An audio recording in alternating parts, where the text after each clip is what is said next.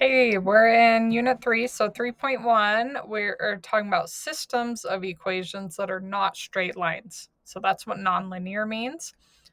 And we're solving them with an ordered pair as our answer. So what we're going to do is we're going to use something called substitution. It's where you take one equation and you put it into the other. So we're substituting one into the other. So when you have two y equals equations, you set them equal to each other. So I'm going to take what y equals x squared, and I'm going to put that where y is, because that's what y equals. So I have x squared equals 4x minus 3. And now we're going to solve. And I want you to look, what kind of equation is this? Because it has an x squared, it's called a quadratic equation. And that means that there are two solutions, and we can solve by factoring,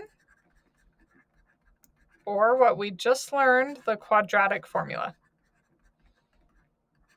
There's two ways to solve this.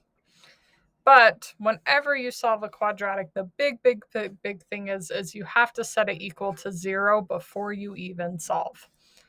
So I'm going to minus the 4x and add the 3 to both sides.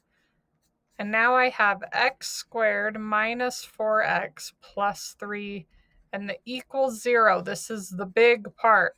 It has to equal 0 before you can solve.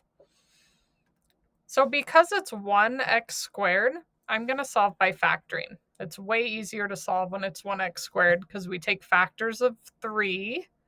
So 1 times 3, and we want them to add or subtract to negative 4. So I have negative 1 minus 3 is negative 4. And then remember, this is from quarter 1, I think unit 3.